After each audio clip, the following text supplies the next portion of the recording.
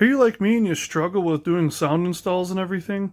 Well, I've got a little tip for you. It's going to change it. It's going to make it a little bit easier for you. So stay tuned and here we go. Alright, so I just did my first sound install on my own and I found a neat little trick, but before I show you guys that, I just want to start this up for you.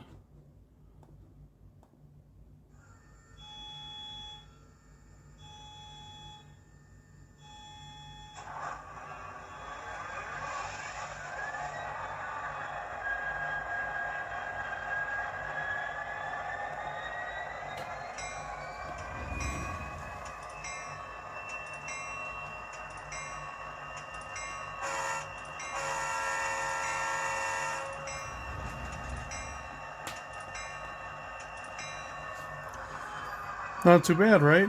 I'm pretty happy with it, especially for these little sugar cube speakers. These guys right here.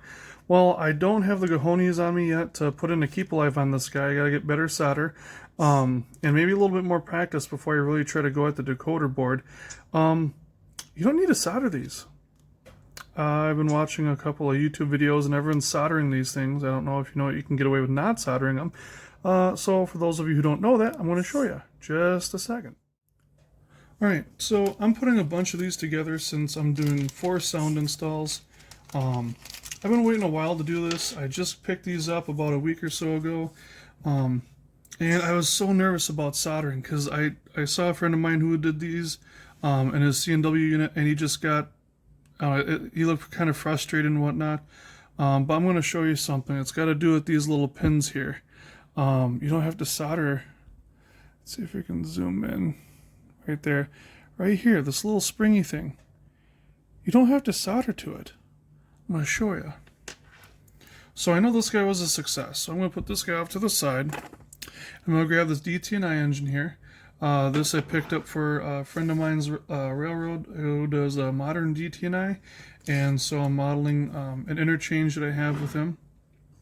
So I'm just going to gently lift the shell off here, set it on the side so it doesn't get damaged. And now this is where the magic happens.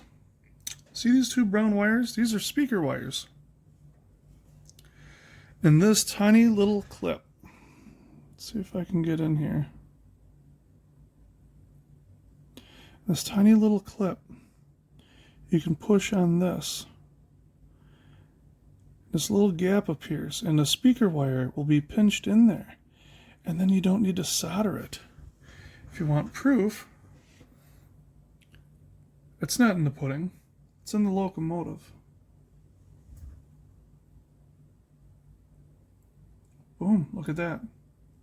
It's not the tightest thing, you don't want to futz with it a whole lot. But it's in there.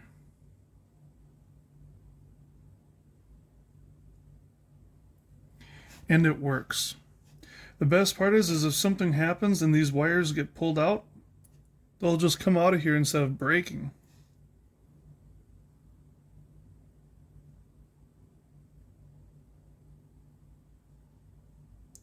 So I didn't know this was a thing. If you knew this was a thing and you know me and you didn't tell me, well, gosh darn it. Tisk tisk. So that's really about it. I'm going to go back to watching YouTube videos and doing these sound installs. I should have 4 engines done tonight if I'm lucky, and then a little bit of work on some other stuff. So we'll see you guys later.